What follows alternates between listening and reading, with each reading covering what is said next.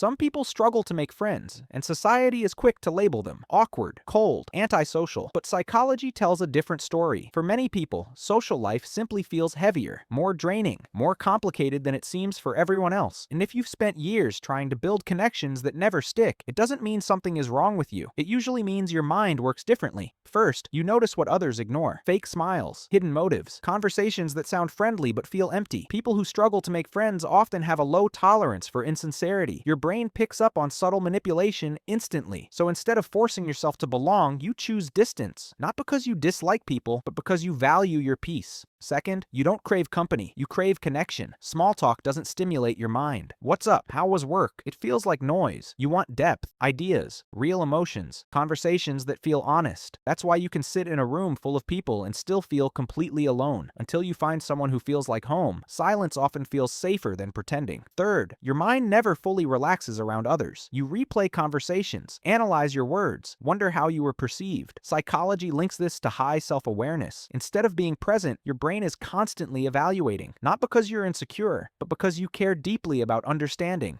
and being understood. Fourth, you've often felt different. Your humor doesn't land, your interests don't align, your way of thinking doesn't match the room. Psychologists call this social incongruence, when your personality doesn't fit your environment. Over time, you learn something painful but practical. Distance feels safer than rejection. Fifth, you're more independent than most. You don't rely on constant validation. You've learned to sit with your own thoughts, to solve problems alone, to self-regulate. This isn't loneliness, it's low social dependency. You'd rather wait for the right people than shrink yourself just to fit in. And finally, past experiences taught you caution, being excluded, betrayed, overlooked. So now your brain protects you. You observe before you trust. You move slowly. You're not closed off. You're selective. Here's the truth most people miss. Struggling to make friends doesn't mean you lack social skills. It often means you have depth, sensitivity, and awareness in a world built for speed and surface. And when people like you do form friendships, they're rare, meaningful, and lasting. If this resonated with you, you're not alone, even if it feels that way. Subscribe if you want psychology that explains you instead of trying to fix you. And tell me, do you struggle to make friends, or do you just refuse shallow connections? The next video goes even deeper.